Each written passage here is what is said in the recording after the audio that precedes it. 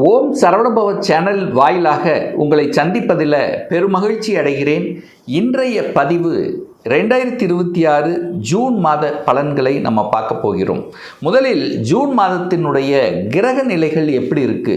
மீன மனையில் சனி பகவான் அமர்ந்திருக்க, மேசத்தில் செவ்வாய் ஆட்சி பலத்தோடு இருக்க, ரிஷபத்தில் சூரியன், புதன், சுக்கிரன் இந்த இரண்டு கிரகங்கள் மிதுன மனையில் வீற்றிருக்க, ராகு பகவான் கும்பத்திலும் கேது பகவான் சிம்மத்தில் அமர்ந்திருக்காங்க. சரி, இந்த மாதம் பெயர்ச்சிகள், கிரக பெயர்ச்சிகள் என்ன அப்படின்னு பார்க்கும் பொழுது, இந்த ஜூன் மாதம் 2ஆம் தேதி குரு பகவான் மிதுனத்திலிருந்து கடகமனைக்கு பெயர்ச்சியாகி அங்கே உச்ச பலம் அடைகிறார். ஸோ இந்த நிகழ்வு 12 வருடங்களுக்கு அப்புறம் நிகழ்கிறது. அது குரு பகவான் சனி பகவானை பார்க்கக்கூடிய நிகழ்வு. ஒரு நல்ல தன்மை, சனி பகவானை சுபத்துவப்படுத்துகிறார். அதாவது சனி பகவான் செய்யக்கூடிய அந்த சில கெடுதல்களை அந்த குரு பார்த்து அந்த சனி பகவானை சாந்தப்படுத்துகிறார் அப்படின்னு கூட நீங்கள் எடுத்துக்கலாம். அது போக 8ஆம் தேதி அந்த சுக்கிர பகவான் மிதுனத்திலிருந்து கடகத்துக்கு பயிற்சியாகிறார். அதே போல 15ஆம் தேதி ஜூன் மாதம் 15ஆம் தேதி சூரிய பகவான் ரிஷபத்திலிருந்து மிதுனத்துக்கு பயிற்சியாகிறது. அதே போல 21/6/2026 அன்று செவ்வாய் பகவான் மேசத்திலிருந்து ரிஷபத்துக்கு பயிற்சியாகிறார். அதே போல புதன் பகவான் பார்த்தீங்கன்னா ஜூன் 22ஆம் தேதி மிதுனத்திலிருந்து கடகத்துக்கு பயிற்சியாகுது. ஸோ இந்த கிரக அமைப்புகளை வைத்துக்கொண்டு என்ன மாதிரியான பலன்கள், சாதகம் என்ன, பாதகம் என்ன, எதை செய்யலாம், எதை செய்யக்கூடாது என்பதை பற்றி 12 ராசிகளுக்கும், அதாவது மேசத்திலிருந்து மீனம் வரை டீட்டெயிலாக நம்ம பார்க்க போகிறோம். இந்த பதிவை முழுவதுமாக பாருங்க, கண்டிப்பாக ஸ்கிப் பண்ணாதீங்க. ஏதாவது ஒரு ரூபத்தில் உங்களுக்கு யூஸ்ஃபுல்லாக இருக்குங்கிறதுல எந்தவித மாற்று கருத்தும் கிடையாது. நம்ம சேனலை நீங்கள் ஃபர்ஸ்ட் டைம் பார்ப்பவர்கள் என்றால் மறக்காமல் சப்ஸ்கிரைப் பண்ணிக்கிங்க. கும்பராசி அன்பர்களே, 2026 ஜூன் மாதம் எப்படி இருக்க போகுது? உங்கள் ராசியில் ராகு பகவான் அமர்ந்திருக்கார். ராசி அதிபதியான சனி பகவான் 2ஆம் இடத்தில் அமர்ந்திருக்கார். அந்த 2ஆம் இடத்தில் இருக்கக்கூடிய சனி பகவானை குருவினுடைய பார்வை இந்த ஜூன் மாதம் 2ஆம் தேதிக்கு அப்புறம் விழுகுது. அப்போது உங்களுக்கு மனம் சார்ந்த விஷயத்திலிருந்து வந்த குழப்பங்கள் கண்டிப்பாக மாறும். ஏன்னா இந்த கும்பராசி என்பர்கள் கடந்த ஒரு 2 வருஷமாகவே சில குழப்பங்கள், மனதளவில் இருந்த விஷயங்கள் இப்போ எல்லாம் மாறிடுச்சு. இப்போது சின்ன சின்ன விஷயத்தில் சின்ன தடங்கள் உங்களுக்கு இருந்தால் கூட இந்த ஜூன் மாதத்திலிருந்து விலகப் போகுது. ஏன்னா உங்கள் ராசிநாதனை குரு என்கின்ற ஒரு நல்லவன் பார்க்கின்ற ஒரு அற்புதமான ஒரு தன்மை.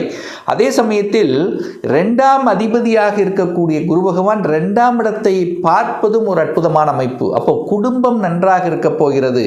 குடும்பத்தை விட்டு பிரிஞ்சவங்க கூட இப்போ ஒன்று சேர்வதற்கான சந்தர்ப்ப சூழ்நிலைகளை நிச்சயமாக உருவாக்கும். கணவன் மனைவிக்குள்ள சின்ன சின்ன கருத்து வேறுபாடு ஏற்பட்டு பிரிந்தவர்கள் கூட ஒன்று சேரலாம் என்கின்ற எண்ண உணர்வை கொடுக்கக்கூடிய ஒரு மாதமாகவே இந்த ஜூன் மாதம் அமைய பெறுகிறது. அப்போ குடும்பம் நன்றாக இருக்க வேண்டும். தனம், பொருளாதாரம் ஏற்றத்தை தர வேண்டும். ஏன்னா தனக்காரக கிரகமான குரு பகவான் உச்ச தன்மையில் அமர்ந்து கொண்டு நேர 2ஆம் இடத்தையே பார்க்கிறார். உங்கள் ராசிநாதனான சனி பகவானையும் பார்க்கிறார். அப்போ பொருளாதார வளர்ச்சியை கொடுக்கக்கூடிய மாதத்தினுடைய தொடக்கம் தான் இந்த ஜூன் மாதம் அப்படின்னு சொல்லலாம். அப்போ இந்த ஜூன் மாதத்துக்கு அப்புறம் இந்த கும்பராசி என்பர்கள் பொருளாதாரத்தில் ஏற்ற நிலையை அடையக்கூடிய தன்மை. நீங்கள் எந்த வகையான தொழிலை செய்தாலும் சரி, வேலையில் இருந்தாலும் வியாபாரத்தில் இருந்தாலும் பணம் பெருகக்கூடிய, பொருளாதார மாற்றத்தை தரக்கூடிய, உயர்வை தரக்கூடிய, கல்வி சார்ந்த விஷயத்தில் ஏற்றத்தை தரக்கூடிய, உங்கள் பேச்சு சார்ந்த விஷயத்தில் தன்னம்பிக்கை தரக்கூடிய, உங்கள் பேச்சை யாரெல்லாம் கேட்கலையோ அவர்களெல்லாம் கேட்கக்கூடிய தன்மையில் இருக்கக்கூடிய, அப்போ நீங்கள் சொன்னால் சரி என்று மற்றவர்கள் புரிந்து கொள்ளக்கூடிய, அறிந்து கொள்ளக்கூடிய அமைப்புகள் ரொம்ப நல்லாவே இருக்குது. அப்போ குடும்பம், தனம், வாக்கு நன்றாக இருக்க போகிறது. குடும்பத்தில் சுப காரியங்கள் செய்யக்கூடிய தன்மை, குடும்பத்தில் நல்ல விஷயங்கள், மங்களகரமான விஷயங்கள் நடக்கக்கூடிய வாய்ப்புகள், சந்தர்ப்பங்களை கொடுக்கக்கூடிய அமைப்பாகவே இந்த மாதம் விளங்குகிறது இந்த கும்பராசி அன்பர்களுக்கு. மூன்றாம் அதிபதி 3ஆம் இடத்திலேயே ஆட்சி பலத்தோட ஸ்ட்ராங்காக இருக்கார். யார்? செவ்வாய் ஸ்ட்ராங்காக இருக்கார். தைரிய வீரியத்துக்கு காரண கிரகமாக இருக்கக்கூடிய செவ்வாய் வலிமை பெறுகிறது. அப்போ என்ன அர்த்தம்? தைரியமாக செயல்படக்கூடிய தன்மை, ஒரு வீரியத்துடன் ஒரு என்ன சொல்கிறது, ஒரு வேகமாக விரைவாக செயல்படக்கூடிய தன்மை. கடந்த மாதம் செயல்பட முடியாத சில விஷயங்கள் இந்த மாதம் அதை எடுத்து சரி செய்யக்கூடிய தன்மை இந்த மாதம் உண்டு. பிரயாணங்கள் மூலமாக ஆதாயம் அனுகூலம் உண்டு. நண்பர்கள் மூலமாக நல்லதொரு வாய்ப்பு உங்களுக்கு கிடைக்கக்கூடிய அமைப்புகள். செவ்வாய்ங்கிறது சகோதர விதத்தில் அவர்கள் மூலமாக ஏதாவது ஒரு நல்ல நீங்கள் உதவிகள் அல்லது சகோதரர்களுக்கு ஏதாவது ஹெல்ப் பண்ணக்கூடிய அமைப்புகள், இந்த மாதிரி ஏதாவது ஒரு நல்ல விஷயங்கள் சகோதர விஷயத்தில் இரத்தபந்த உறவுகளில் நடக்கக்கூடிய அமைப்புகள்ங்கிறது இருக்கிறது. அதிகாரம் கிடைக்கும். செவ்வாய்ங்கிறதே அதிகாரம், 10ஆம் அதிபதி.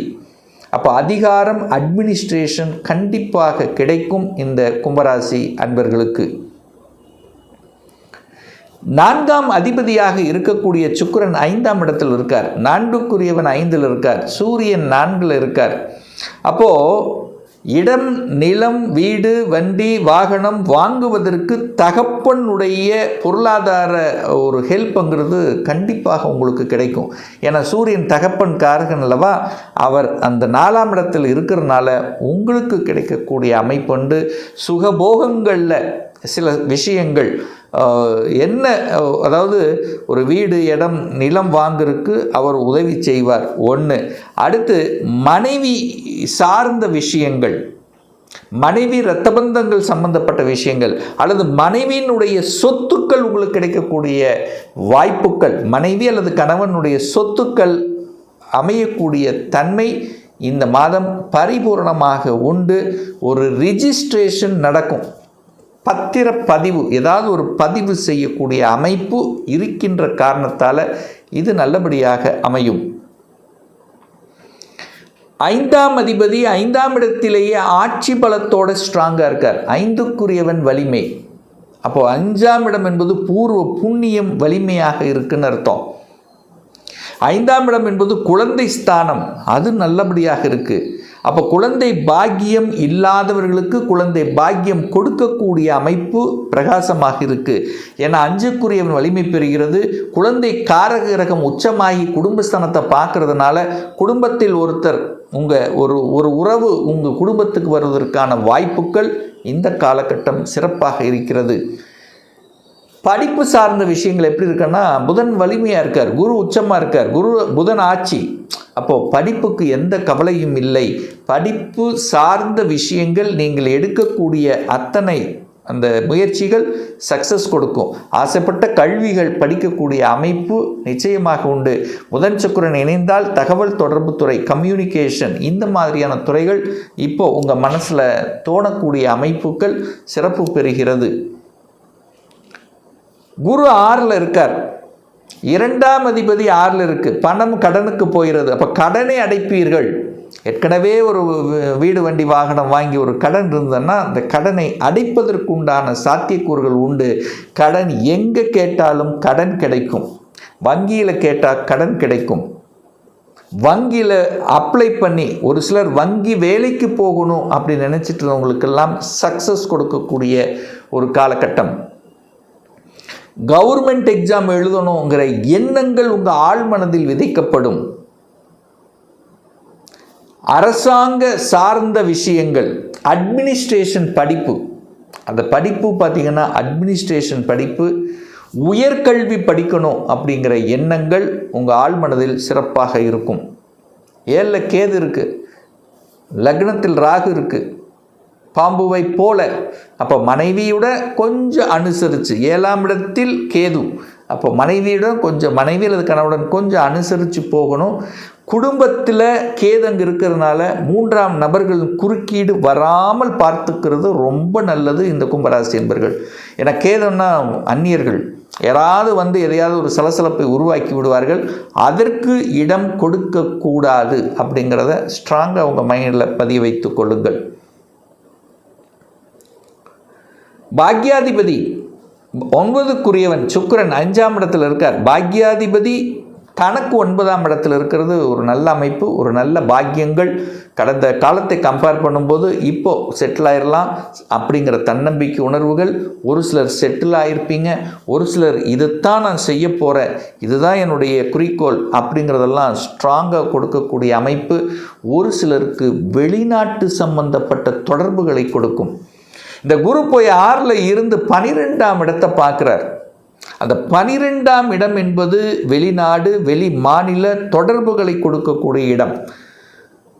அப்போது இந்த கும்பராசி என்பர்கள் யாரெல்லாம் வெளிநாட்டுக்கு போகணும், வெளிநாட்டுக்கு சார்ந்த தொடர்புள்ள ஏதாவது ஒன்று செய்யணும் அப்படிங்கிற எண்ணம் உங்கள் மனசில் இருந்ததுன்னா அது சக்ஸஸ் கொடுக்கும். நான் ஒரு ஐடி கம்பெனியில் இருக்கேன், ஐடி ஜாபுக்காக போகணும், ஐடி படிக்க போகிறேன்.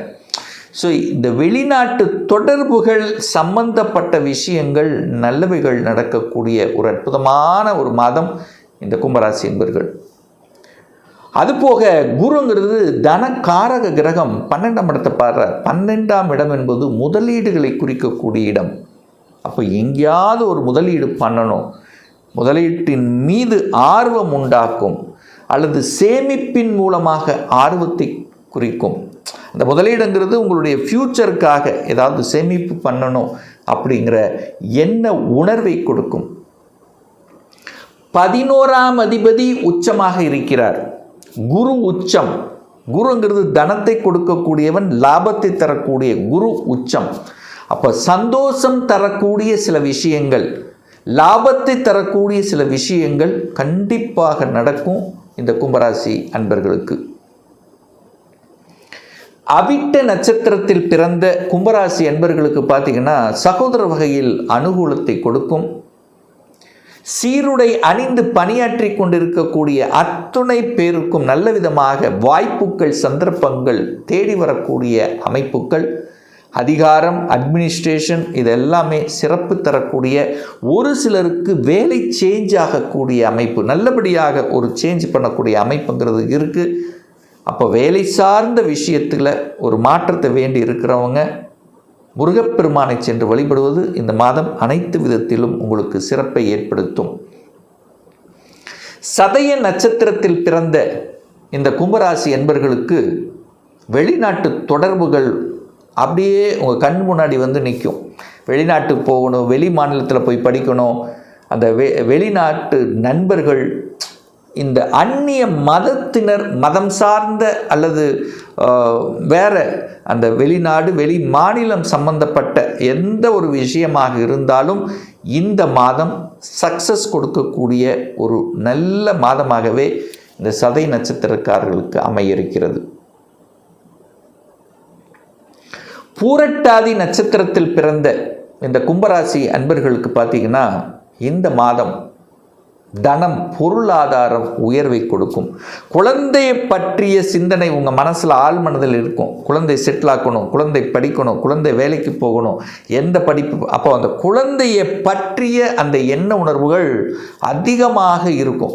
பொருளாதாரத்தை பற்றிய சிந்தனைகள் அதிகமாக இருக்கும். வேலை, தொழில், இதில் எந்த ஸ்டெப் எடுத்து வச்சாலும் இந்த மாதம் லாபத்தை கொடுக்கக்கூடிய ஒரு மாதமாக நிச்சயமாக அமையும்.